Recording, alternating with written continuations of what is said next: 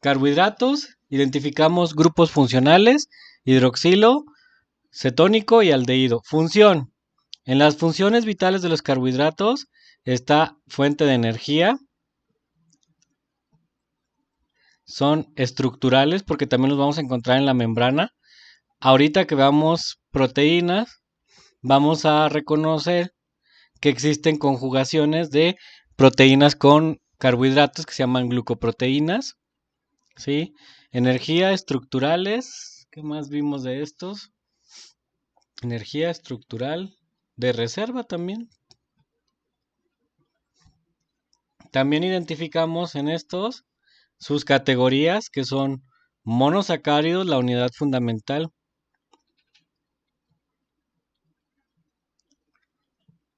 Identificamos que existen los disacáridos también. Y los oligosacáridos.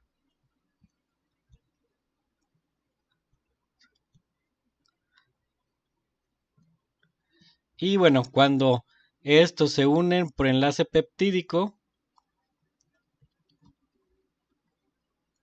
da origen a los polisacáridos.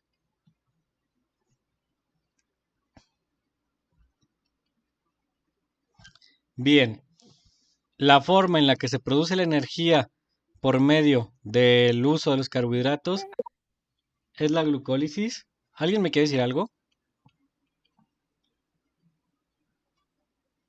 ¿No? A ver, por ahí, como que escuché una vocecilla. Bueno, la glucólisis y la glucólisis dijimos que la función es degradar una molécula de glucosa a su forma de piruvato, que es la mitad. Se van a producir dos de piruvato, que son C3H6O3. Se producen dos de piruvato. Se produce también ATP y NADH, ¿cierto? Y esto posteriormente va a pasar al ciclo de Krebs y a la fosforilación oxidativa o cadena de transporte de electrones. Y hasta ahí nos quedamos, ¿sí? O sea, prácticamente estamos introduciéndonos al funcionamiento de las biomoléculas como tal, ¿sí? Así es como funciona una biomolécula y esto es lo que tengo que reconocer del funcionamiento de los carbohidratos. Esta es biomolécula número 1 de las que vamos a analizar. Siempre hay que tener muy claros sus grupos funcionales y posterior a sus grupos funcionales también es muy importante que no perdamos de vista su funcionalidad o su fisiología, en cuáles ciclos va a participar, porque también es importante entender que estas moléculas, pues su finalidad objetiva es precisamente dar cuestiones fisiológicas, ¿sale? Ok, bueno, el día de hoy, vamos a abordar las proteínas, que es el segundo grande grupo de biomoléculas que componen a los seres vivos. Las biomoléculas, dentro de las proteínas, se pueden categorizar varios tipos, las primarias, secundarias, terciarias y cuaternarias. Ahorita lo vamos a abordar. Pero, bueno, una de las características muy importantes precisamente de las proteínas es que son estructurales. Son prácticamente la base de la estructura biológica de cualquier ser vivo. He ahí donde radica su importancia desde el punto de vista fisiológico, ¿va? Ok, entonces vamos a abordar proteínas y para eso vamos a tener una pequeña introducción acerca de lo que son las proteínas. Vamos a ver el siguiente video y continuamos con más teoría acerca de las proteínas.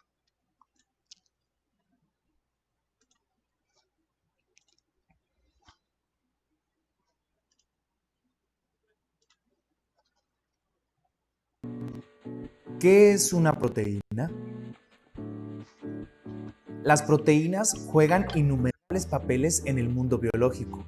Algunas transportan nutrientes a todo el cuerpo, Algunas ayudan a que las reacciones químicas sucedan más rápido. Otras construyen la estructura de los seres vivos. A pesar de la amplia gama de funciones, todas las proteínas están hechas de los 21 bloques llamados aminoácidos. Los aminoácidos están hechos de átomos de carbono, oxígeno, nitrógeno e hidrógeno, y algunos tienen átomos de sulfuro.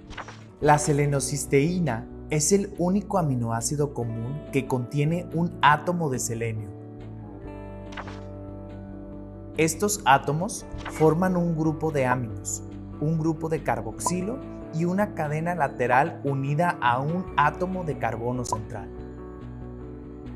La cadena lateral determina las propiedades de un aminoácido y es la única parte que cambia de un aminoácido a otro. Los aminoácidos hidrofóbicos tienen cadenas laterales ricas en carbono que no interactúan bien con el agua.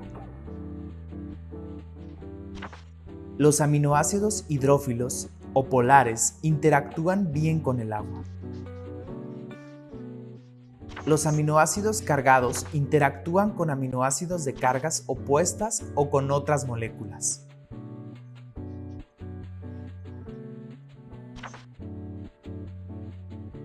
La estructura de la proteína. La estructura primaria, la estructura secundaria, la estructura terciaria, la estructura cuaternaria.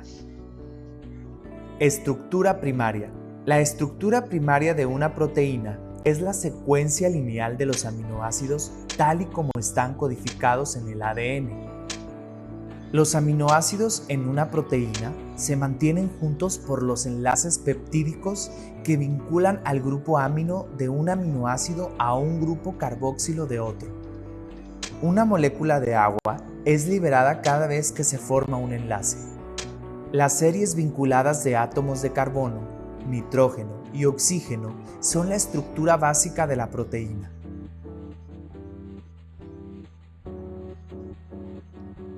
Las cadenas proteicas frecuentemente se pliegan en dos tipos de estructuras secundarias: las hélices alfa y las hojas plegadas beta. Una hélice alfa es una espiral derecha estabilizada por los enlaces de hidrógeno entre los grupos de amino y carboxilo de aminoácidos cercanos. Las hojas beta se forman cuando los enlaces de hidrógeno estabilizan uno o más hilos adyacentes de aminoácidos. La estructura terciaria de una proteína es la forma tridimensional de la cadena proteica. La forma está determinada por las características de los aminoácidos que conforman la cadena. Muchas proteínas adoptan formas globulares con cadenas laterales hidrofóbicas protegidas desde el interior, lejos de las moléculas del agua circundante. Las proteínas unidas a la membrana tienen aminoácidos hidrofóbicos agrupados en el exterior para que las cadenas laterales hidrofóbicas puedan interactuar con los lípidos de la membrana. Los aminoácidos cargados permiten que las proteínas interactúen con moléculas que tienen cargas complementarias. Las funciones de muchas proteínas dependen de sus formas tridimensionales. Por ejemplo, la hemoglobina forma una bolsa para sostener el hemo, una molécula pequeña con un átomo de hierro en el centro que se une con el oxígeno. La estructura cuaternaria. Dos o más cadenas polipeptídicas pueden unirse para formar una molécula funcional con varias subunidades. Las 4 subunidades de la hemoglobina cooperan para que el complejo tome oxígeno más fácilmente en los pulmones y lo libere en el cuerpo. Representación de la proteína. Las diferentes representaciones visuales de las proteínas nos pueden dar indicios sobre las estructuras y funciones de las mismas. Este diagrama muestra todos los átomos que conforman a esta proteína.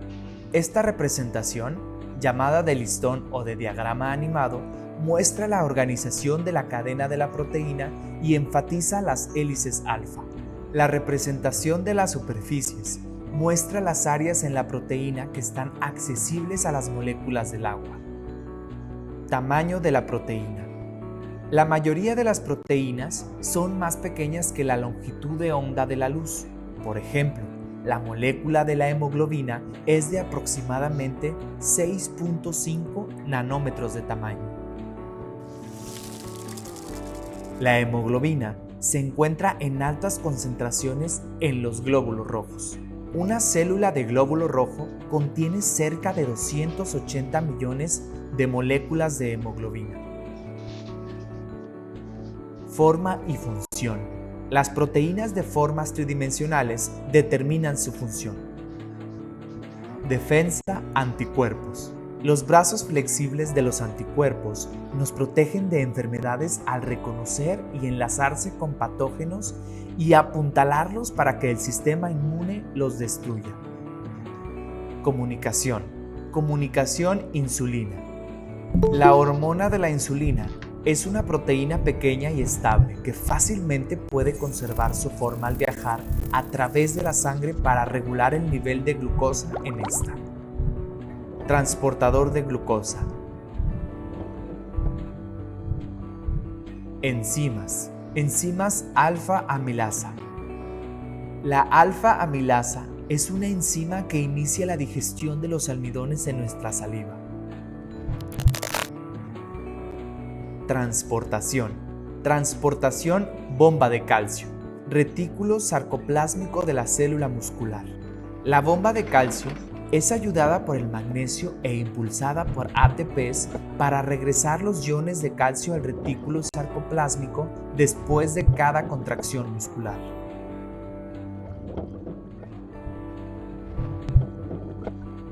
Almacenaje. Almacenaje ferritina. La ferritina es una proteína esférica con canales que permiten que los átomos de hierro entren y salgan dependiendo de las necesidades del organismo. En el interior, la ferritina forma un espacio hueco con átomos adheridos a la pared interior. La ferritina almacena hierro en una forma no tóxica. Estructura. Estructura colágeno. El colágeno forma una fuerte hélice triple que es utilizada en todo el cuerpo para apoyo estructural. Las moléculas de colágeno pueden formar fibras alargadas que se unen para darle forma a las fibras de colágeno. Este tipo de colágeno es abundante en la piel y los tendones.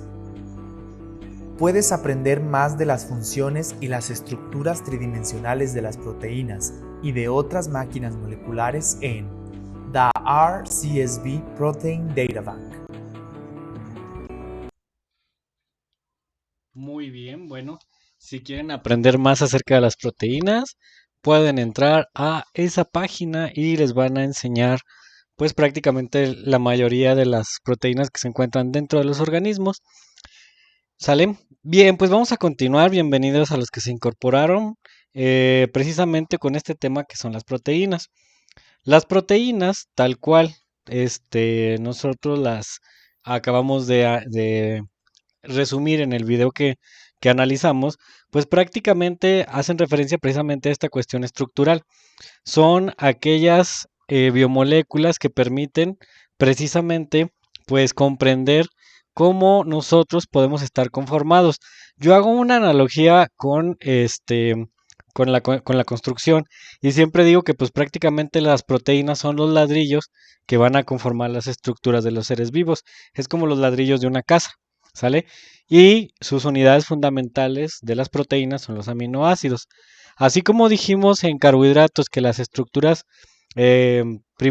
básicas que constituyen a los carbohidratos son los monómeros, sus unidades monoméricas, bueno, en las proteínas son los aminoácidos, de los cuales existen pues 20 esenciales. Tal cual acaba de mencionar el video, una de las cosas que son sumamente importantes de identificar dentro de las proteínas son sus funciones.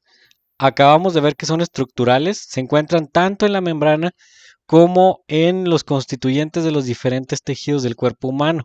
Inclusive acabamos de ver que uno de de las proteínas son también transportadoras, ¿no? Vimos la hemoglobina, cómo la hemoglobina permitía a través de su especialización estructura globular cuaternaria, transportar el oxígeno. Entonces, todo esto es muy importante en cuanto a la función fisiológica de cada una de ellas. Son también almacenes, transporte y también en el video vimos cómo funcionaban como estructuras formadoras de anticuerpos. Cuando nosotros tenemos una estructura em, prácticamente establecida dentro de una célula, podemos identificar como tal ¿cómo se podría decir? A los receptores. Déjenles pongo un video para que me entiendan mejor. Un video, una imagen. ¿Cómo puedo saber yo cómo funciona una proteína en la superficie de una célula? Ah, pues muy sencillo. Vas a poder apreciar que en la capa exterior de la membrana se encuentran estructuras muy parecidas a estas. Algunas son asociaciones entre carbohidratos, y proteínas inclusive, ¿sí? Y a estos, pues es por eso que se dice que funcionan o actúan a niveles antigénicos o a niveles inmunológicos. Por ejemplo, ahora que está lo del COVID, por ahí han escuchado que les mandan a hacer mucho esta prueba, que es la prueba de las inmunoglobulinas G. Bueno, estas inmunoglobulinas lo que hacen es detectar, o este examen lo que hace es detectar la presencia de inmunoglobulinas que fueron activadas debido al COVID. ¿Sí? Entonces, quiere decir que una célula, una vez que recibe una señalización, por ejemplo, de un virus, va a generar pues prácticamente como receptores que indican que esta ya fue tocada por el virus. A estos receptores pues se les llaman precisamente inmunoglobulinas. ¿Sí? Estos receptores son los que van a encontrar afuera de una célula y les decía que algunos están asociados en forma de glucoproteínas o en forma de glucolípidos también. Por eso es que estas estructuras también interfieren en la defensa, ¿no? En el sistema inmunológico vamos a encontrar estas, y existe un montón, existe también la IgE, inmunoglobulina E, y así sucesivamente, ¿no? Bien, entonces, pues bueno, ya vimos cuáles son su función, nos lo hemos estado discutiendo a lo largo de este momento, y en el video pues nos lo explicó muy especializadamente. Ahora bien, las proteínas también tienen una función específica y es conformarse y estructurarse y agruparse en diversas estructuras con base a sus enlaces químicos, de tal forma que podemos tener estructuras primarias, estructuras secundarias, estructuras terciarias y estructuras cuaternarias. De los que estuvimos aquí en el video, ¿quién se acuerda cómo surge una estructura primaria? A ver, ¿quién me quiere decir? ¿Con los aminoácidos?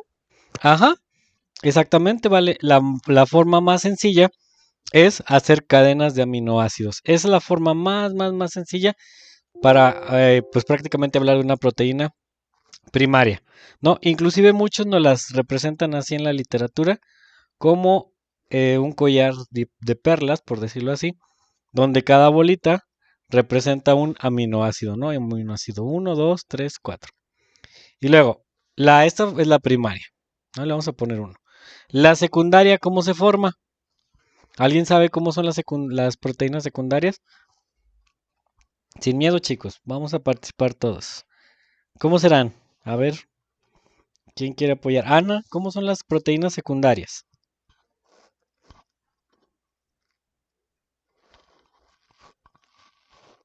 Alfa y beta, muy bien. Son alfa y son beta. ¿Alguien sabe cómo es la estructura alfa? A ver, Akari, ¿cómo es la estructura alfa? Tarán, tarán, por ahí dicen el hélice. Muy bien. ¿Y la beta?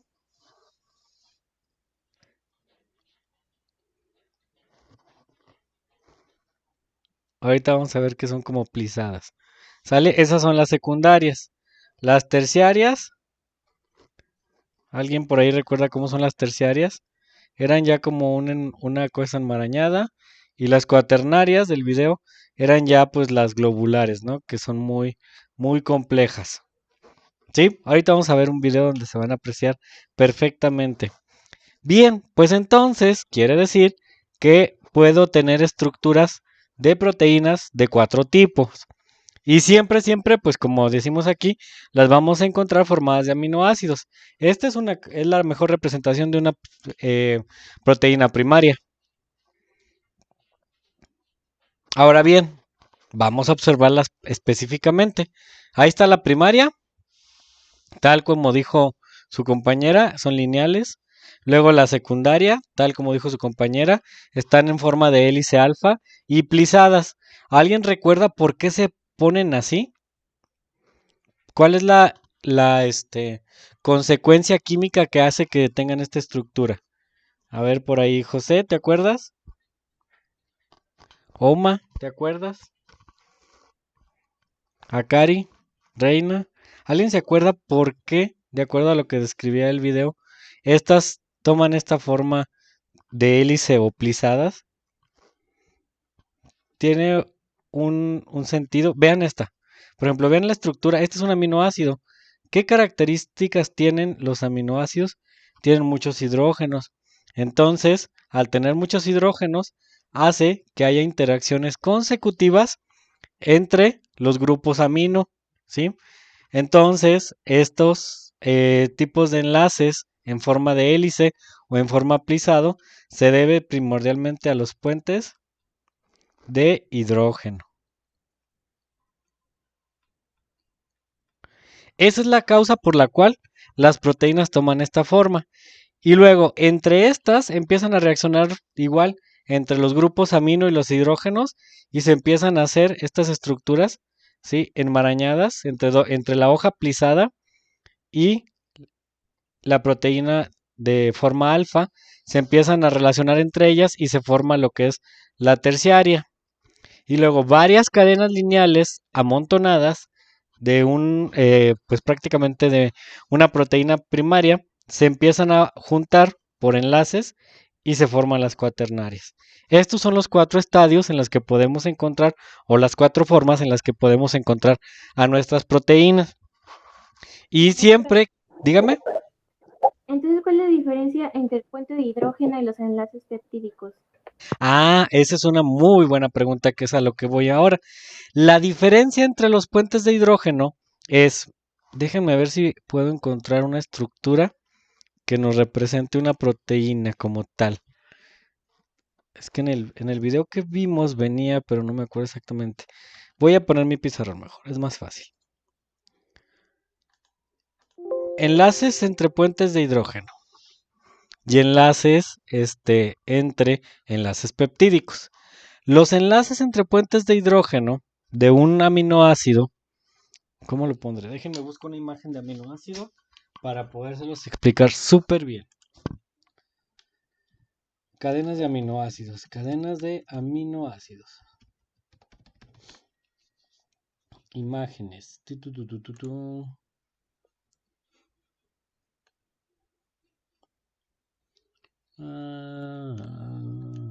Es que quiero una que esté. Esta, mera. Déjenme, la jalo.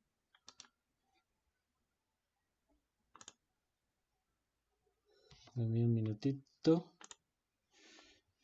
Y luego por acá. Vamos a archivo. Para ponerles esta imagen ahí. Archivo, insertar. Imagen. No quiere. Vamos a ponerla acá entonces. Está aquí. Herramienta. Copiar imagen y luego que se vaya para acá. Perfecto. Ahí está. Bien, esto es lo que quería enseñarles. Fíjense bien. Aquí tenemos un aminoácido que ya está pues prácticamente unido por los famosos enlaces de puentes de hidrógeno, ¿cierto? ¿Cuál es la diferencia entre un puente de hidrógeno y un enlace peptídico? Esa fue la pregunta y es muy buena. El enlace peptídico generalmente se da entre dos aminoácidos, entre su grupo amino y su grupo hidroxilo. Y ahorita les voy a poner otra imagen para que quede súper claro. Déjenme nada más buscar un enlace peptídico que sea más detallado. Sí, este mero. Copiar imagen. Ahora la voy a pegar acá. Control V. Y la voy a jalar para acá. Aquí está. Lo voy a poner aquí donde no estorbe. Aquí mero. Listo. Vamos a empezar con los primeros. Las proteínas se pliegan entre ellas por la interacción entre estos grupos. ¿Sí? Los grupos que se conocen como H, que en realidad son puentes de hidrógeno. Resulta que entre ellos pueden haber interacciones. Entre los puros hidrógenos que te estoy subrayando aquí, puede haber interacciones. ¿Sí? Estos que ves aquí pueden interaccionar entre ellos. Y el enlace peptídico exclusivamente reacciona entre el grupo H y el grupo amino. Aquí está el grupo OH, se me borró, no pasa nada. El grupo OH del grupo carboxílico con el grupo amino de el otro aminoácido. Aquí tenemos el aminoácido 1 y acá tenemos el aminoácido 2.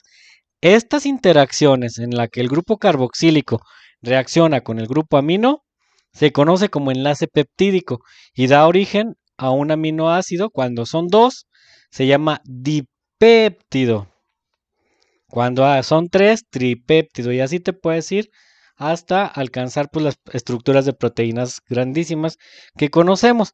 Pero este es el enlace peptídico, el enlace que hace que se plieguen prácticamente las proteínas son los H's. Se empiezan a traer estos H's que están aquí, con los negativos de estos. ¿Sí? Estos H's positivos y los de acá son negativos, los O, donde está el grupo, pues prácticamente ya es un grupo cetónico del enlace. O sea, ya una vez que se formó el enlace peptídico, genera cargas parciales, que son precisamente los enlaces polares, entre estos, y entonces entre estos y estos se atraen y empiezan como a doblarse, y eso es lo que da origen al plegamiento de las estructuras, ¿sí? Por eso ya tenemos después estructuras secundarias. Esa es la diferencia. El enlace puente de hidrógeno es una interacción débil, mientras que el enlace peptídico es una interacción fuerte, se forma un enlace covalente. ¿Sí? Aquí es lo que ocurre. Tú puedes observar que allá está involucrado el carbono con un nitrógeno formando un enlace covalente. Recuerden que el enlace covalente todavía no lo vemos en química, pero se da por compartición de pares de electrones y no es una interacción entre cargas. Las interacciones entre cargas son muy débiles. Por eso es que cuando le aplicas calor, pues se rompe, porque hay un cambio conformacional. ¿Sí? Todas las proteínas, ustedes saben que son altamente sensibles al calor, porque se desnaturalizan, ¿sí? Se rompen fácilmente. Esa es la diferencia entre el enlace hidrógeno y el peptídico. ¿Sí, dígame? ¿Otra pregunta? ¿No? ¿Les quedó claro esto? ¿Sí, chicas? ¿Sí, chicos? Sí. Muy bien. Perfecto. Entonces, pues es muy sencillo observar y analizar, pues prácticamente con este enfoque de los enlaces, las proteínas. Y pues nos adelantamos, ¿no? Y aquí está pues prácticamente ya el enlace amino. Lo que les acabo de mencionar, este se da entre el grupo hidroxilo OH del grupo del carboxilo entre el grupo amino. Este OH, como aparece aquí, se va por acá, ¿sí? Hay una interacción, sale una molécula de agua, se forma el enlace covalente que aquí está, y a este enlace covalente entre carbono y nitrógeno se le conoce como enlace peptídico.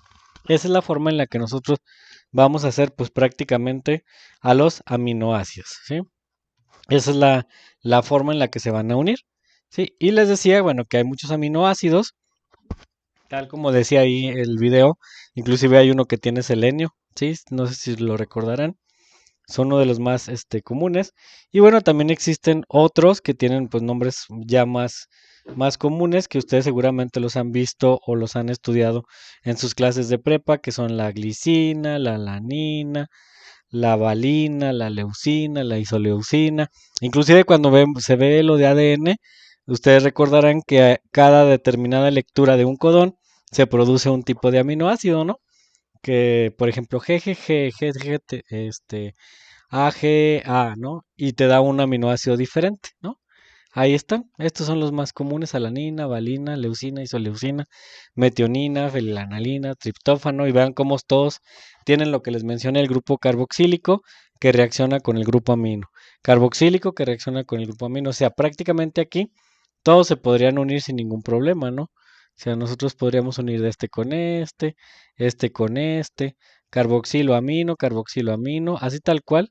Y luego este carboxilo con el amino del otro de acá, ¿no? Este carboxilo amino. Esto representaría una molécula básica.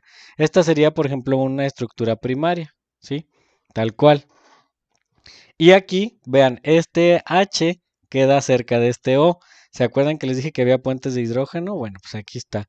Este H con este O, este H con este O, este H con este O. Y eso es lo que va a originar las interacciones que hacen que se plieguen la molécula de las proteínas. ¿Sí? Este con este,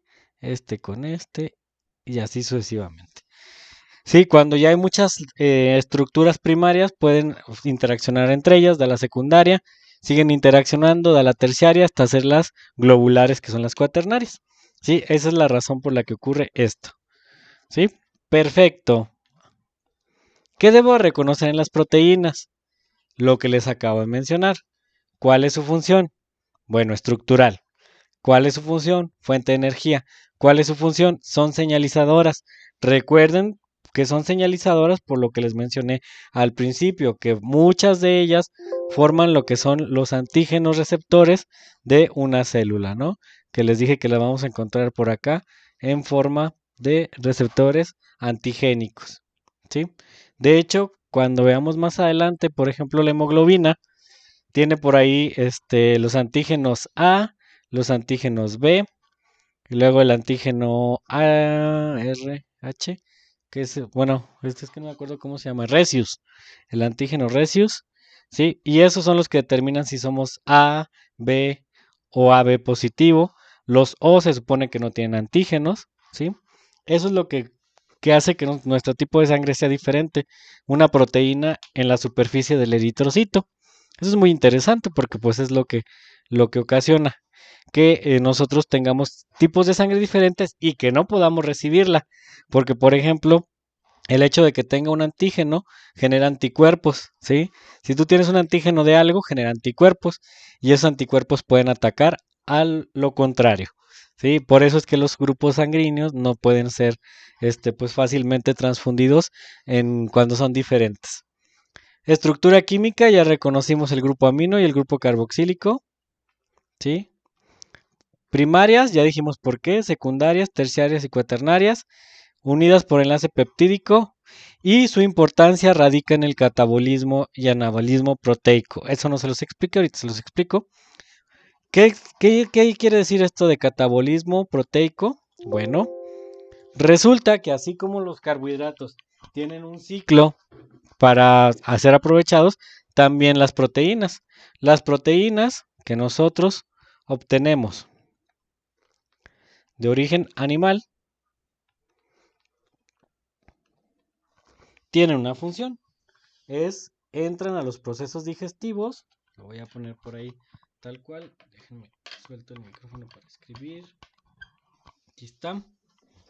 Proteína animal entra al sistema digestivo.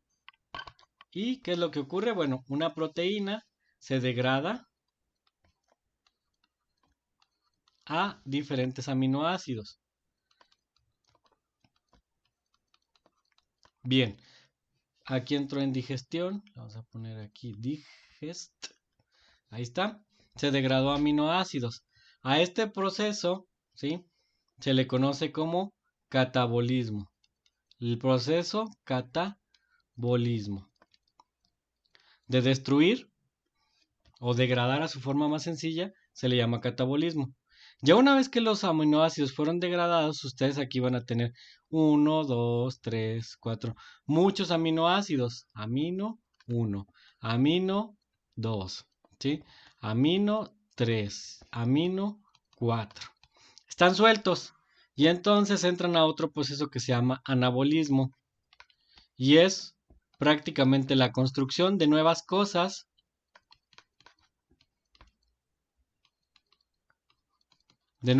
a partir de esto. Se forma otra proteína, ¿sí? A lo mejor una hemoglobina, ¿sí? A lo mejor una mioglobina, a lo mejor una inmunoglobulina, ¿sí? Pero tienen que degradarse primero aminoácidos para después construir las que necesita nuestro cuerpo. Y de hecho, yo por ejemplo aquí siempre les hago mucho hincapié en las dietas que son libres pues de carne. ¿Ustedes creen que son saludables o no son saludables o qué opinan? ¿Qué opinan ustedes acerca de estos procesos? Por ejemplo, una persona que solamente consume alimentos vegetales, ¿creen que pueda mantener su homeostasis proteica del catabolismo y el anabolismo? Dice Anita que en exceso nada es saludable. ¿Qué opinan los demás? A ver, escríbanme por ahí, quiero leerlos. A ver qué opinan los demás. ¿Saludable o no saludable? A ver, escríbanme por ahí a Cari, Ana, José. A ver, escriban a ver qué opinan acerca de esto o háblenme. Denme señales de vida, chicos. Vamos a empezar a la aplicación aquí.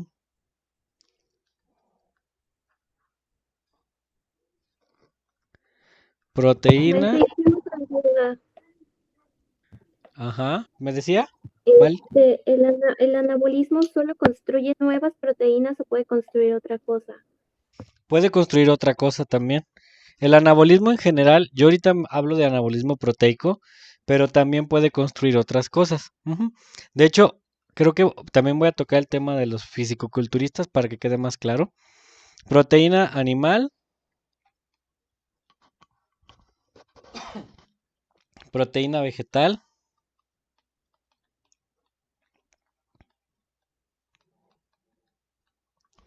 ¿Qué diferencia tiene? Bueno, en pocas palabras, una proteína animal nos va a proporcionar proteínas muy grandes. Por ejemplo, una proteína animal X puede tener 40 aminoácidos.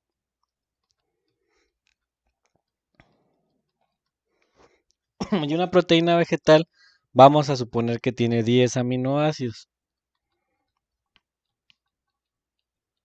Cuando estas dos se degradan, bueno, aquí vamos a tener 40 y aquí 10 aminoácidos. Y resulta que mi cuerpo quiere hacer una, ¿qué le pondremos? Una hemoglobina, que es la que transporta el oxígeno. Pero para hacer una hemoglobina, esta requiere 38 aminoácidos. Con una dieta balanceada en carnes, pues 40 aminoácidos llegan fácilmente a mi cuerpo, pero con una proteína de origen vegetal solamente llegan 10, entonces tengo que aumentar la cantidad de lo que consumo de esto para yo mantener el equilibrio. Tendría que comer 4 veces más proteína de origen vegetal para que mi cuerpo pueda hacer una proteína de 38 aminoácidos. Por eso es que las dietas libres de carnes no son tan recomendables desde el punto de vista nutricional. Lo puedes hacer, pero no significa que las dejes de consumir totalmente, porque puedes caer en este tipo de situaciones. Obviamente ya en la actualidad, pues con todos los suplementos que hay, puedes tomar un polvo para compensar la proteína de origen animal. Pero luego a veces yo hago enojar a mis amigas que son o amigos que son veganos y les digo, pero pues ¿a poco creen que la proteína es de origen vegetal? Tienen que comer otra proteína de origen animal. Por ejemplo, el suero de leche, sí, es un ejemplo, sí. Porque pues si vuelves a consumir vegetal, sigues introduciendo cantidades pequeñas de proteínas. Por eso es que no son saludables.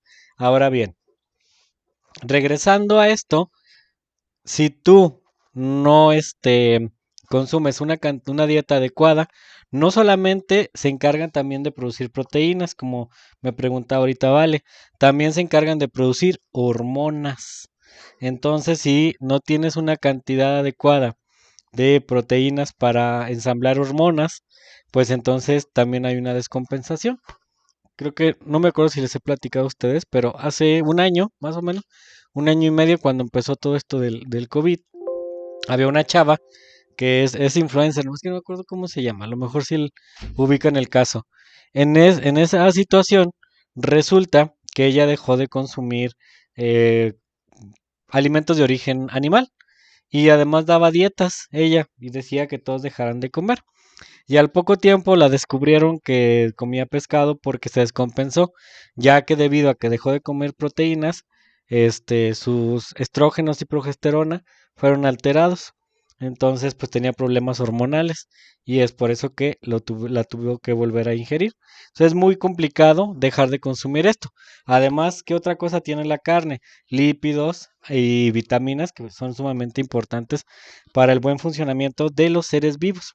Por eso es que es tan importante pues que las dietas estén basadas en proteínas balanceadas, o sea, de origen animal. Inclusive hay muchas teorías que hablan que acerca de que las proteínas son las que originaron el desarrollo cerebral, ¿sí?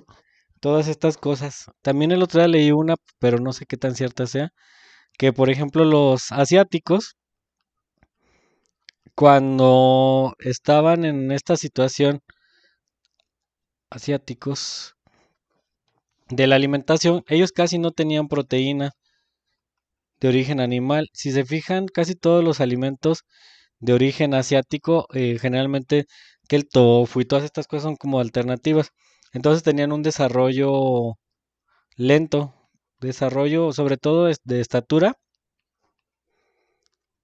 era pequeño, eran pequeños los asiáticos y no sé si han observado que ahora las nuevas generaciones son altos y eso se atribuye a que las nuevas generaciones tienen mayor ingesta de proteínas y eso está ocasionando una evolución en las culturas asiáticas.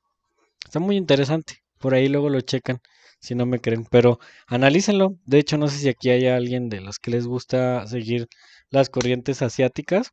Se lo van a notar. Los jóvenes asiáticos en la actualidad ya son altos y antes eran un poco más pequeños. Y se supone que se debió a esta situación. ¿Sí? Por eso es que las proteínas son sumamente importantes en todos estos aspectos. ¿Sí? Aspectos generales. Muy bien, ¿qué más podemos decir de las proteínas? Pues prácticamente creo que es todo. A ver, vamos a analizarlas rápidamente. Sí, catabolismo, anabolismo. Ah, y las enfermedades. Generalmente si una persona no consume una gran cantidad de proteínas, puede terminar con el kwashiorkor. O por ejemplo, se me pasó esto también decirles, em, en los problemas alimenticios como la anorexia y la bulimia, la ingesta de proteínas es sumamente importante. ¿Por qué? De acuerdo a la fisiología de un ser vivo, nosotros, como lo acabamos de explicar, necesitamos carbohidratos para obtener energía.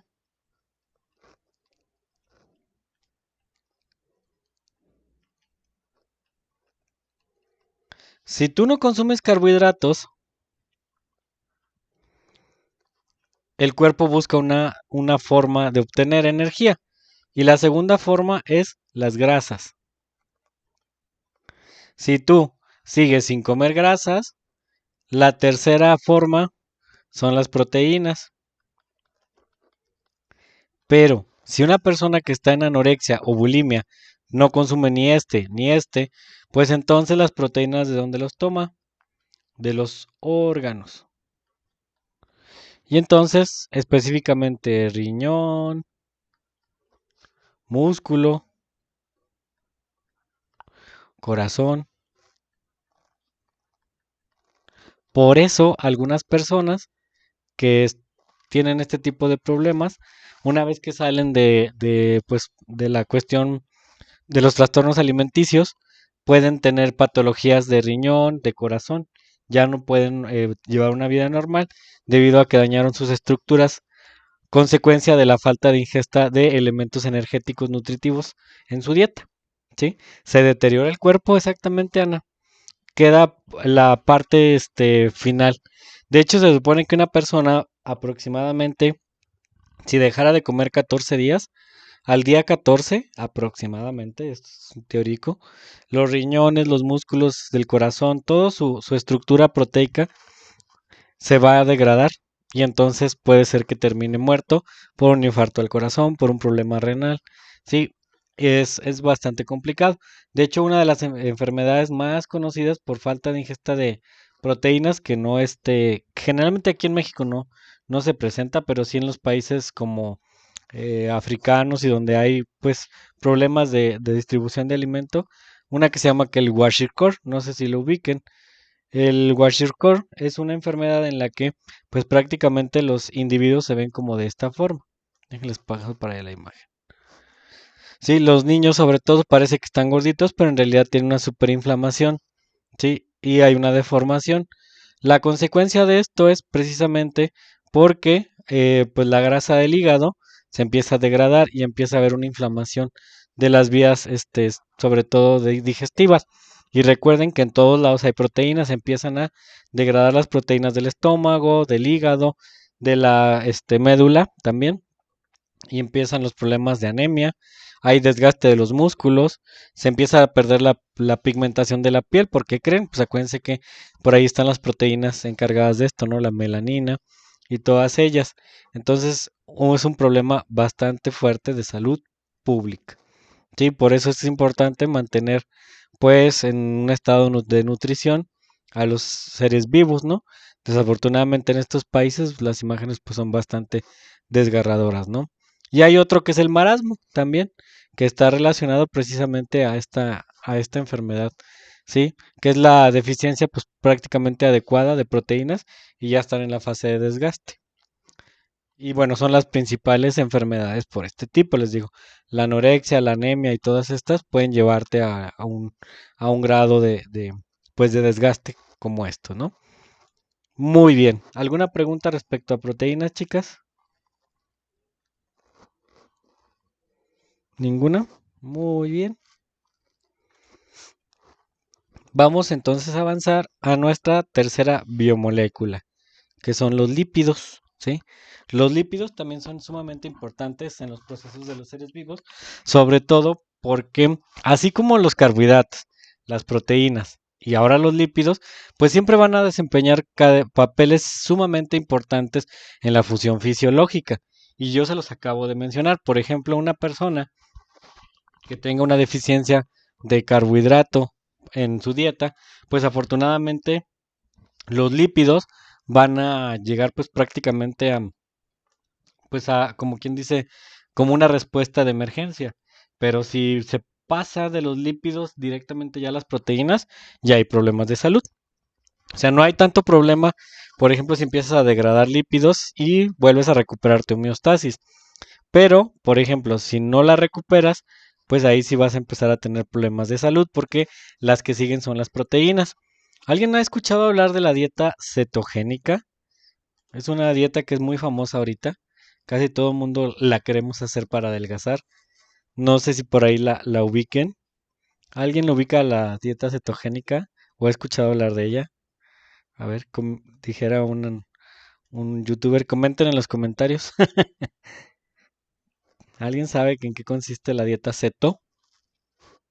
A ver, por ahí. O ustedes son muy jóvenes y el único traumado soy yo. Dice José, no, dice Oma, no. ¿A poco no han escuchado hablar de ella? Nadie, nadie. Ana, Reina. Tiene mucha grasa, ¿no? Creo yo. Ajá, por ahí va. Ahorita se las explico, porque yo soy bien fan. Es una dieta que con base a las cuestiones nutriológicas, sí, nutriológicas, los nutriólogos la recomiendan mucho. ¿En qué consiste? Bueno, hay 4 grupos fundamentales de alimentos, ¿no? Que tenemos que consumir. Proteínas, lípidos, los hidratos de carbono, los carbohidratos, y las vitaminas. También las vamos a considerar. Entonces, lo que hace el nutriólogo es que te deja de dar carbohidratos, no refresco, no galletas o en porciones muy muy bajas, no azúcares. Y las dietas que he visto más extremas, no frutas, que eso trae consecuencias, pero solamente por un tiempo corto. Y entonces, si tú no comes carbohidratos, ¿quiénes son los segundos que se consumen? Los lípidos. ¿Se acuerdan que les dije que son como los pues, de emergencia? Entonces, si tú pesas 80 kilos y mides 1,50, pues traes 30 kilos de más, ¿no? Se supone que debes de pesar lo que mides. Si yo mido 1,60, debería pesar 60 kilos. Si yo mido 1,80, debo de pesar 80 kilos. Entonces, esta persona trae como 30 kilos de más.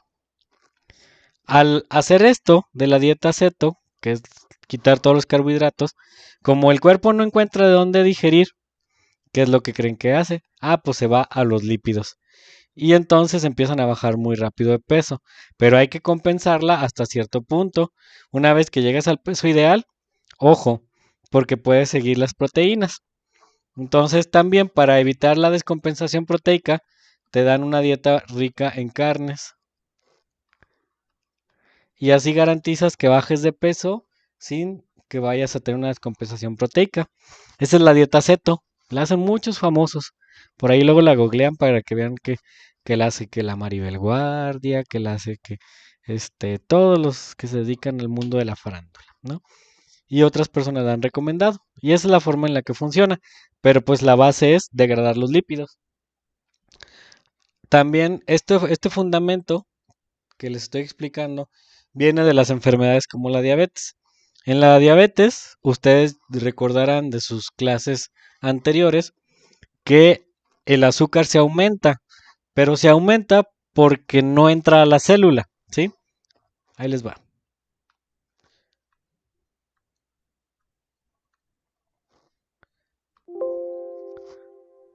Tenemos una célula y dijimos que para que se dé la glucólisis, la glucosa, cuya fórmula es esta, tiene que entrar a la célula. Pero para que entre, la insulina tiene que dejarla entrar. Si la insulina no la deja entrar, no hay energía. Entonces supónganse que esta persona es resistente a la insulina, no la deja entrar. La glucosa se empieza a aumentar afuera de la célula y eso es diabetes. Sin embargo, la célula dice, ¿qué onda? Yo ocupo energía, pero esta está afuera, no pasa. Pues yo ocupo energía. ¿A quién se va a degradar? A las grasas. Y el primer síntoma de la diabetes es la pérdida de peso, pero no es porque no esté comiendo suficiente. Está comiendo suficiente, pero la célula no deja entrar a la glucosa a la célula. O sea, le dice, no, no entras, no entras, no entras. Y entonces, ¿qué hace? Dice, pues me como las grasas. Y tienen niveles altos de azúcar, de glucosa. Vamos a hablar en términos médicos. Pero tienen pérdida de peso. Entonces le hacen la prueba, sale alto y dicen, no, es que estaba perdiendo de peso, eso no significa que yo tenga diabetes. No, pues sí, es que estás perdiendo peso porque tu célula está comiendo grasa porque el azúcar no la dejó entrar. O sea, nada más está almacenándola ahí afuera, ¿sí? Esa es la situación. Entonces es muy interesante. Bueno, haciendo hincapié que si la azúcar no se utiliza, se hace grasa, pues vamos a pasar entonces a los lípidos. ¿Va que va? Muy bien. Cancela, porque luego se me borra. Vamos entonces a estudiar ahora a los lípidos. ¿Qué son los lípidos? Vamos a dar una pequeña introducción, igual como lo hemos hecho siempre, con un pequeño video rapidísimo acerca de qué son los lípidos y luego seguimos discutiendo todas sus generalidades. Entonces, ¿qué son los lípidos? Aspectos generales y clasificación. Vamos a analizarlo.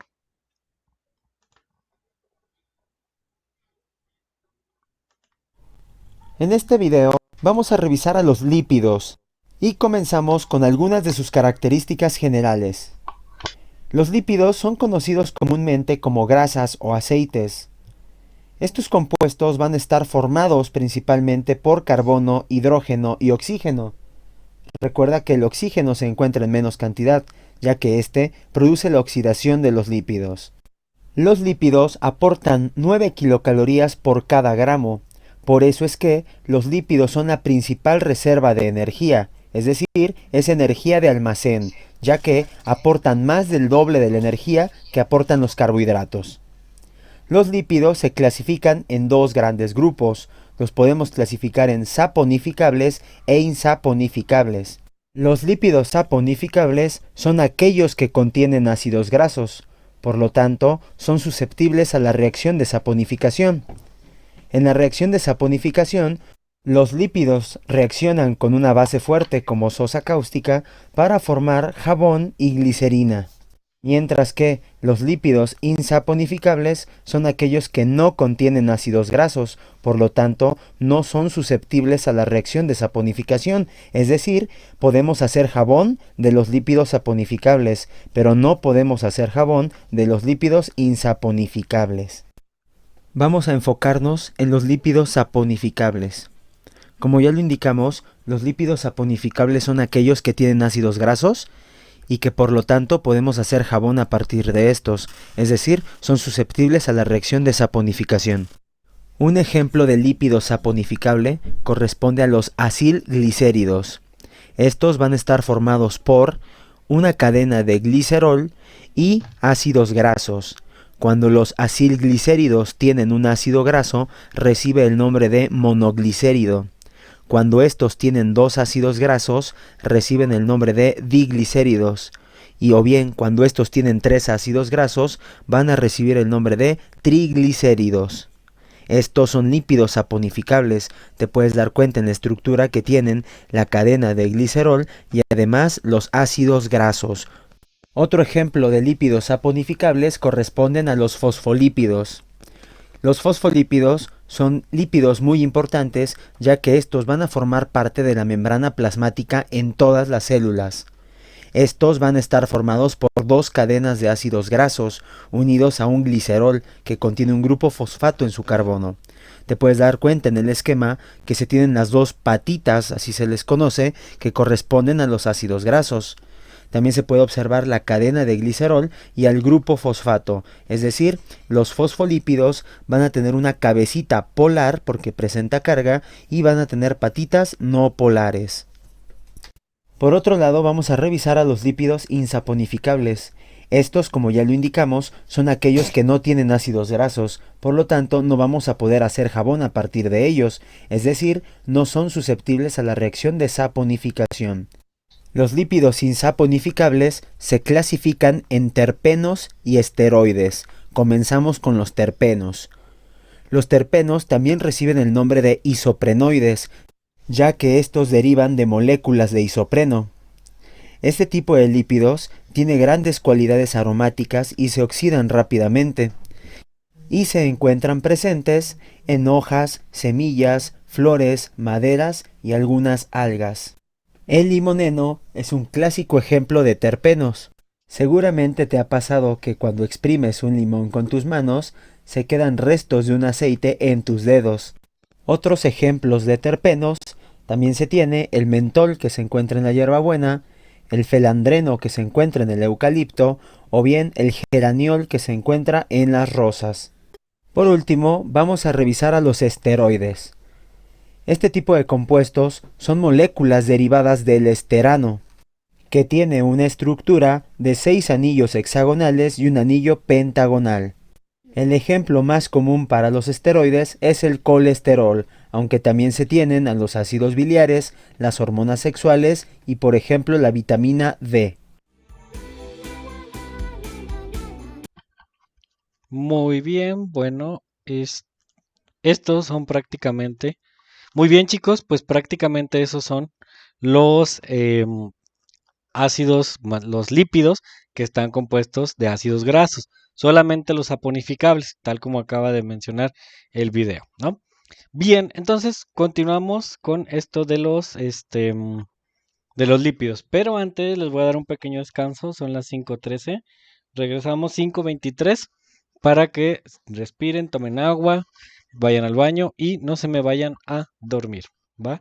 Entonces regresamos ahorita 5:23, voy a poner el timer aquí igual de 10 minutos como lo hago siempre y regresamos en 10 minutitos, ¿va que va?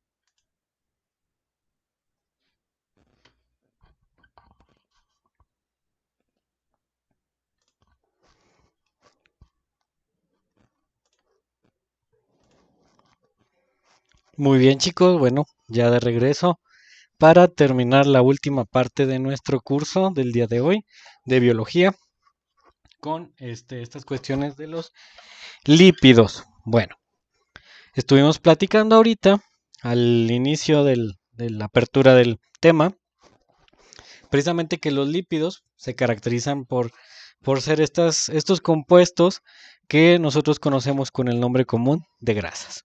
Al igual que en las otras biomoléculas, es sumamente importante que reconozcamos en cada uno de ellos su función. Aquí está, reserva de energía. ¿Sí? ¿Cómo es que estos elementos van a funcionar como reserva de energía? Bueno, nosotros platicábamos cuando vimos carbohidratos que cuando un carbohidrato no se oxida por medio de la glucólisis o se consume la mayor cantidad de carbohidratos a los que necesita un individuo, estos van a transformarse en forma de grasas, ¿no? Y las formas de grasas que comúnmente se convierten son los triglicéridos. Por eso en las patologías en medicina, cuando una persona tiene altos los triglicéridos, no se le recomienda para nada que utilice o consuma más carbohidratos debido a que los va a almacenar en esta forma. En los animales, obviamente esto es benéfico. Por ejemplo, las ballenas tienen una gran cantidad de grasa porque, por ejemplo, las belugas, que son las que se encuentran en la zona norte, por ejemplo, Canadá, estas sí requieren de este tipo de protección para soportar las temperaturas gélidas de esos lugares, ¿no? Los pingüinos, por ejemplo, también están en lugares fríos. En cuanto a nosotros, los seres vivos, los animales llamados sangre caliente, bueno, los vamos a encontrar en forma de componentes de la membrana. Esta imagen que aparece aquí atrás es pues prácticamente una simulación de la membrana plasmática donde observamos las bolas cafés, son pues prácticamente los fosfolípidos, ¿sí? La parte de acá son las cadenas, las partes polares y las de adentro las partes no polares que ahorita vamos a analizar. Entonces también lo vamos a encontrar como componente de la membrana. Una característica de los lípidos es que son insolubles en agua y son grandes contenedores o vehículos de las vitaminas. Por eso ahorita que estábamos platicando acerca de las dietas que son prácticamente bajas en carnes, también tienen esta desventaja, que las carnes tienen gran cantidad de grasas que llevan las vitaminas. Muy bien, ya lo mencionó el video, existen dos tipos, saponificables e insaponificables, es decir, que estos no se pueden hacer jabón. Y entre estos, de los insaponificables, mencionaba que algunos son aromáticos y otros son constituyentes básicos de algunas hormonas o precursores de hormonas o sustancias químicas necesarias para un buen funcionamiento del organismo. Pero vamos a dirigirnos ahorita a los saponificables, de los cuales existen dos, simples y complejos. Los simples son los acilglicéridos y los complejos son las ceras. Sí, simples, perdón. Los complejos son los fosfolípidos, como los que se encuentran en la membrana, y los glucolípidos presentes principalmente en el cerebro y en los ganglios linfáticos, cerebrósidos y gangliósidos. En el caso de los fosfolípidos, tenemos los fosfoglicéridos y los fosfoesfingolípidos. Son la forma en que los vamos a categorizar. Ahora bien, partiendo de su estructura química, ¿qué grupos funcionales yo voy a encontrar? En los saponificables vamos a encontrar a sus unidades funcionales los ácidos grasos, aunque es muy poco probable que encontremos un lípido en forma de ácido graso. Generalmente estos artificios se hacen de manera, pues vaya la redundancia, artificial, ¿no? Los grupos que vamos a identificar en los lípidos son los carbonilo y los carboxílicos. Esos son los dos grandes grupos que vamos a identificar en estas estructuras. ¿Qué características tienen los elementos primordiales de los lípidos saponificables que lo constituyen ácidos grasos? ¿Qué son los ácidos grasos? Son cadenas de tipo alifática, es decir, muy parecidas a los que ustedes han estudiado en sus asignaturas de química, los alcanos, alquenos y alquinos. Último carbono es un grupo carboxílico, que es este. No son abundantes en estado libre, como les decía, tienen que ocurrir procesos químicos para poderlos encontrar de manera separada. Claro que se puede a partir de un fenómeno que se conoce como hidrólisis. ¿Cuántos existen? 70 ácidos grasos máximo o reconocidos. Una característica que vamos a encontrar en los ácidos grasos es que hay unos que son saturados y otros insaturados. Los saturados, como pueden observar en la figura, no tienen en su enlace carbono-carbono ninguna doble ligadura, mientras que los insaturados sí lo presentan. ¿Qué creen o qué característica les dará esta estructura química, por ejemplo, a los saturados? ¿En qué estado creen que se encuentren líquido, sólido o gaseoso un ácido graso saturado? A ver, pónganme por ahí. ¿Qué estado tendrá? Líquido, sólido o gaseoso, de acuerdo a esa cadena.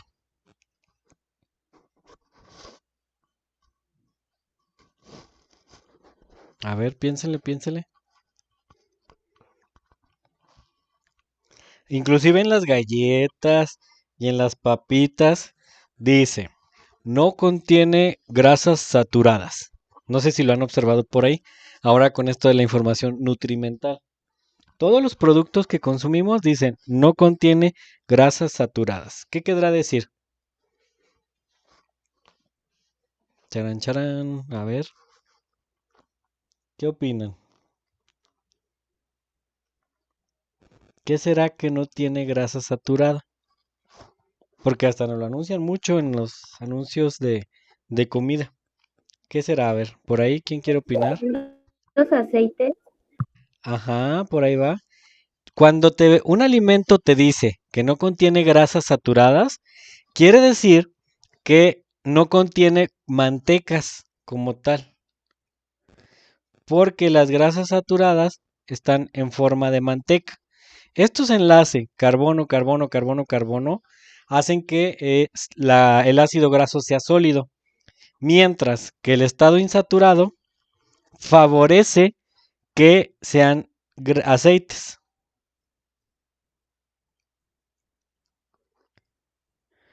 ¿Qué diferencia tiene esto? Vamos a verlo desde el punto de vista químico. Me voy a adelantar una diapositiva porque aquí es donde lo vamos a entender. Varias diapositivas. Fíjense aquí. Estos son los ácidos grasos. Tienen ahí su estructura química, su nomenclatura y su punto de fusión. Quiero que observen este y este. Estos son saturados. Y estos, aquí todos los insaturados tienen dobles enlaces. Insat, le voy a poner aquí, insat. Vean, desde aquí. Vamos a rayar esta.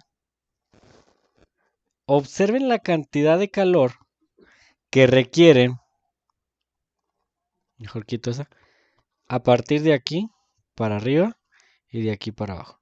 Vean, los ácidos grasos que son saturados, es decir, que tienen enlaces sencillos, requieren energía para fusionarlos de 44, 53, 63, 69, 76, 81. O sea, requieren mucho calor para poderlos derretir. Mientras que los que son aceites y están insaturados requieren temperaturas menores, 1 a 5, 13, 1, menos 11, menos 49.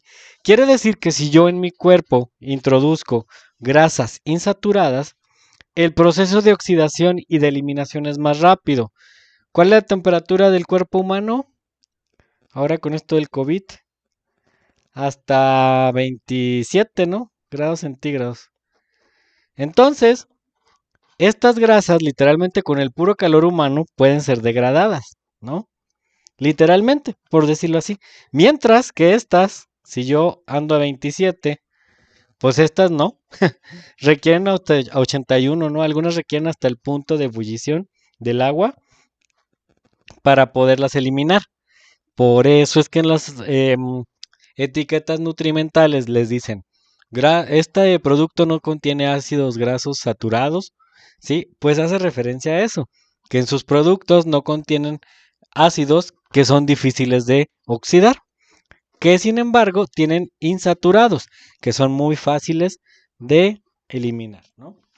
Que luego esto a la larga también tiene su truco, pero bueno. En fin, desde el punto de vista físico-químico quería que entendieran eso.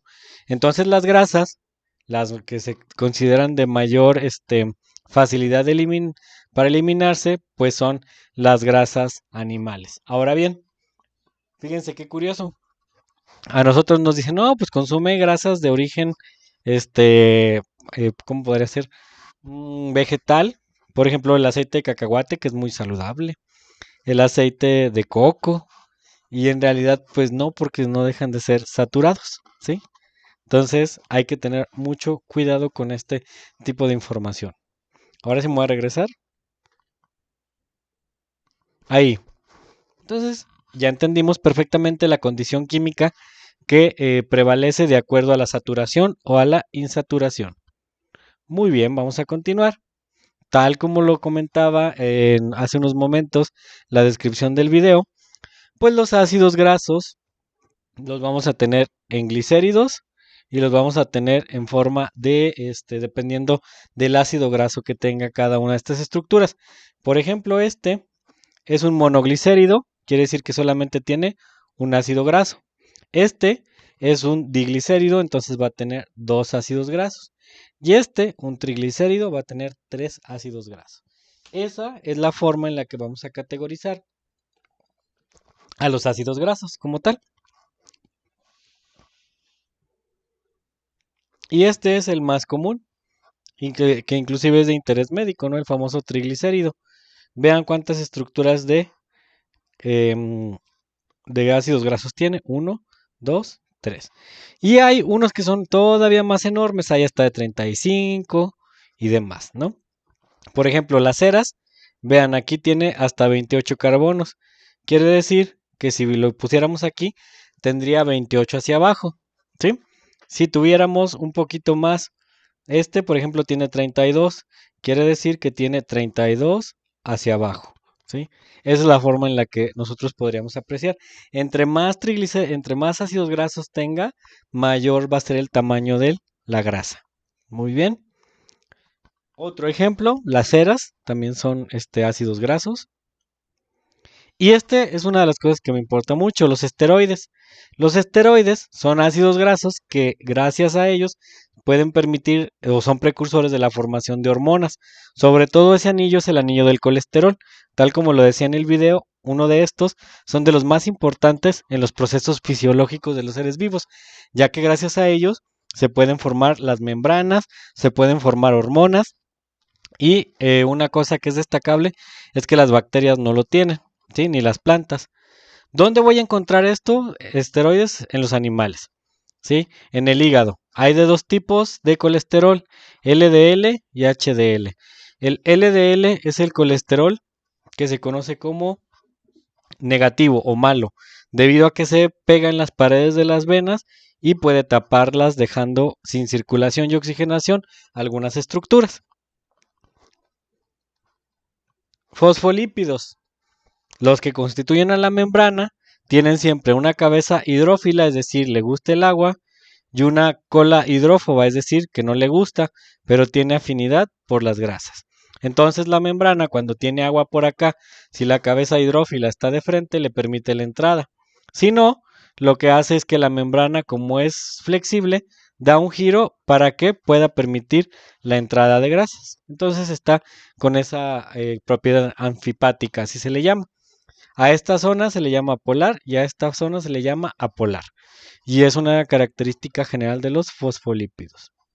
Los glucolípidos, los que les mencionaba que estaban en el cerebro y en los ganglios, están involucrados con las vainas de mielina. Estas vainas de mielina son las que van a caracterizar primordialmente a los seres vivos porque las protegen los axones de cortocircuitos. Si no existieran vainas de mielina, entre ellos pues no habría comunicación celular. Cuando una persona consume sustancias altamente ácidas como la cocaína o los solventes, estas vainas de mielina se deshacen y entonces la comunicación se reduce. Por eso es que empiezan a perder las facultades mentales las personas que están sometidas sobre todo a solventes. Y ahí está la definición de los glucósidos y los glucoesfingolípidos. Todos tienen que ver con el sistema nervioso y los gangliósidos con los ganglios. Aromas, lípidos nos van a ayudar a, pues prácticamente dar aroma a muchas plantas, ¿sí? Como el fenantreno, el limoneno, que ya lo vieron ahorita en el video, ¿sí? El paracimeno, el terfinol, que es el del pinol, el terpinoleno de esta lavanda, sobre todo en las especias el sabineno y el moleno, que también lo vamos a encontrar en algunas resinas. Entonces son formas de grasas. No sé si ustedes lo hicieron de pequeño, pero yo sí, que agarrabas una cascarita de naranja o limón, la exprimías y se la ponías en el ojo a tu hermano o a tu hermana. No lo hagan, por favor. Eso lo hace uno cuando es muy pequeño. Esas grasitas que le estabas poniendo eran ácidos grasos y por eso ardían, ¿sí? Esa es la situación por la que los cítricos tienden a hacer esto. De hecho, son flamables, no sé si alguien lo ha visto, pero le pones un cerillito y se avienta una flamita. Las prostaglandinas son otro tipo de ácidos grasos que están involucrados sobre todo son mediadores del dolor. ¿Alguien conoce el misoprostol? A ver. ¿Sí saben para qué es? Es la pastilla del día siguiente. Casi, casi. El misoprostol La abortiva. es la abortiva. Sí, porque era lo que iba a marcar la diferencia. El misoprostol es abortivo. La pastilla del día siguiente es hormonal. ¿Sí? También se supone que interrumpe el embarazo. Bueno, es que esos son varios los factores aquí. El misoprostol es abortivo. La pastilla del día siguiente se supone que no es abortivo. Es una sustancia que evita la fecundación. De acuerdo a la química se conoce. Bueno, el misoprostol son prostaglandinas artificiales que muchas personas que quieren abortar se las toman en pastillas para poder lograr este cometido. ¿Por qué? Porque las prostaglandinas son derivadas de lípidos, carácter lipídico, tienen casi 20 carbonos y tienen un anillo que es un ciclopentano como este que aparece aquí. Y estas aumentan cuando hay menstruación. Entonces, ¿qué es lo que ocurre? Sale el óvulo y no es fecundado. No hay fecundación. Entonces, ¿qué es lo que ocurre después? Se desprende el endometrio. Cuando se desprende el endometrio, o para que se desprenda, las prostaglandinas vienen y se pegan al útero y crean contracciones. Esas contracciones hacen que, pues, literalmente el endometrio se desprenda. Es un componente natural. Después del ciclo no hay fecundación, las prostaglandinas aumentan, se desprende el endometrio. Pero, ¿qué pasa si hay fecundación? Se interrumpe la producción de prostaglandinas. Entonces, si no hay prostaglandinas, no hay contracción. ¿Qué es lo que ocurre? En caso de que haya un embarazo, algunas personas, para generar un microaborto, consumen las prostaglandinas de manera externa y entonces, aunque aquí está el cúmulo de células, el útero se empieza a contraer y expulsa la masa. Es por eso que se dice que es abortivo. Obviamente, estas tienen un periodo básico, ¿no? Que es máximo hasta el mes o 2 meses, porque ya después, aunque haya contracciones, es muy poco probable que salga el producto, pues ya con un tamaño un poco más grande, ¿no? De hecho, pese a que el misoprostol se utiliza mucho para abortos, no es recomendable que las personas lo usen debido a que trae muchos efectos secundarios. Uno de ellos son la sepsis. Una persona que quiere abortar toma el misoprostol, crea contracciones y sí hay un microaborto, sí hay la salida como tal, pero en algunas ocasiones esa salida lo que va a ocasionar es pues prácticamente que no salga los coágulos o se queden coágulos dentro del útero, lo que ocasiona una infección que va a poder llevar a la muerte de la persona, ¿sí? Por eso es que no es tan recomendable. Y curiosamente son de la familia de las prostaglandinas, un lípido, curiosamente, ¿no? Entonces, ahí la importancia de este tipo de cuestiones. Y haciendo hincapié en nuestras cuestiones biomoleculares, pues las prostaglandinas son mediadoras. Entonces, ¿qué pasa Si yo no consumo la cantidad necesaria de lípidos o grasas, se va a afectar. Imagínate que no hay una fecundación del óvulo, pero no tiene la suficiente prostaglandina, el óvulo puede quedarse atorado y es cuando no aparece la menstruación. ¿Sí? Hay retrasos, por eso en algunas situaciones el consumo de carnes, el consumo de lípidos está muy vinculado a las cuestiones hormonales por estos pequeños detalles. No sé si les ha pasado a algunas de las compañeras que están aquí que cuando se someten a un cambio de dieta muchas veces tienen retraso menstrual, pero es ocasionado por esto. Si no hay lípidos, no hay prostaglandinas, no hay mediadores de hormonas y entonces ocurre esta situación. Es muy explicable por esta cuestión. Sí, por eso es que la alimentación, sobre todo en las cuestiones hormonales, es de suma importancia. ¿Sí? Muy bien. ¿Cómo se une prácticamente un ácido graso? Bueno, como pueden observar aquí tenemos la glicerina, tenemos 3 ácidos grasos.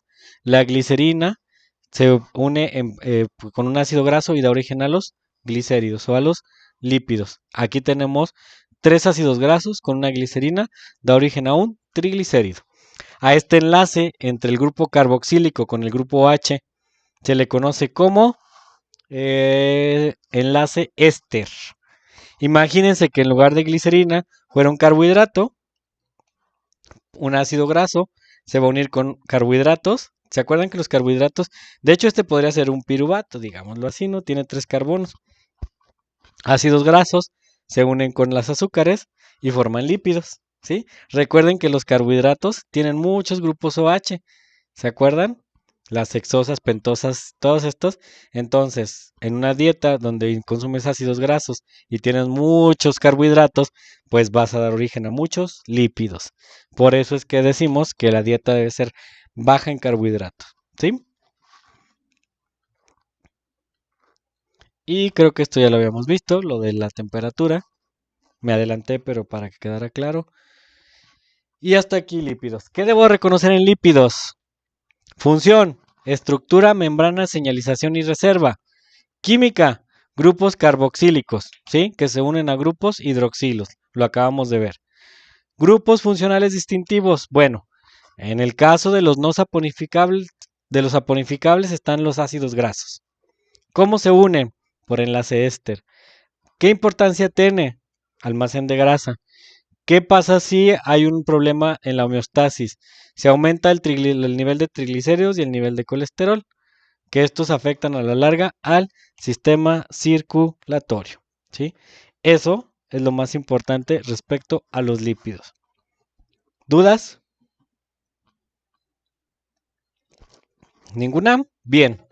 Bueno, les voy a dejar de tarea porque hoy la clase se ha estado un poco densa por toda la teoría que estamos viendo. Les voy a poner ahí en el muro, en el Classroom, 2 cuestionarios. Los cuestionarios van a ser de proteínas y van a ser de lípidos. Entonces, llevamos analizadas los bioelementos que son, pues prácticamente los minerales, magnesio, sodio, potasio, todos los que vimos. Llevamos analizados los carbohidratos, llevamos analizados las proteínas y los lípidos. Solo nos falta ácidos nucleicos para hacer una evaluación de este primer bloque. ¿Va que va? Entonces, bueno, ahorita les subo lo que son los cuestionarios que van a resolver. Voy a proyectar aquí rápidamente el Classroom para que vean en qué sección están. Ya todos tienen acceso al Classroom, ¿verdad? Porque por ahí me dijo la licenciada Alma que les mandó hoy claves y no sé qué más. Entonces supongo que ya ahora sí ya no tenemos ninguna persona que esté fuera. Supongo. Si hay, díganme y se los paso. Estamos en biología.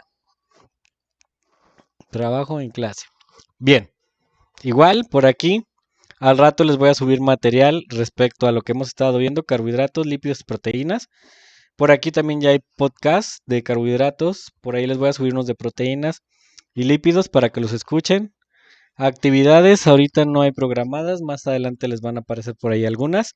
Acuérdense que son para fortalecer. Tareas tampoco hay en este momento. Las sesiones de clase, bueno, aquí están. Para las personas que no han terminado o que apenas se incorporaron, aquí está la sesión 1, sesión 2 y sesión 3 cargada. Y ahorita voy a subir la 4 ya para que quede. Aquí están los cuestionarios. Las personas que no los han contestado lo pueden hacer. De todos modos los voy a resetear, que son bioelementos, carbohidratos. Voy a subir uno de glucólisis, proteínas y lípidos. Y eso se los van a llevar pues ya de tarea.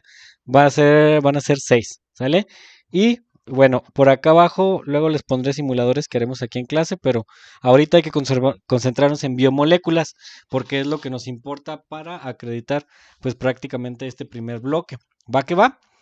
Muy bien, chicos, no sé si tengan alguna duda. Si no la tienen, pues yo creo que por hoy le vamos a dejar aquí. Son 5:50, bastante denso ha estado el día de hoy. Pueden repasar la videograbación de la clase, tomar apuntes. Si necesitan alguna aclaración o tengan alguna duda respecto a algún tópico de los que revisamos el día de hoy, me pueden escribir sin ningún problema por WhatsApp. ¿Va que va? Bueno, chicos, un gusto haber estado con ustedes esta tarde. Nos estamos viendo el día miércoles en la materia de química. Muy bien, Anita, perfecto. Gracias, Ana. Excelente tarde a Cari, Sofi, Oma, José, vale. Por ahí, Reina también por ahí estaba. Sí, ¿quién más me falta? José.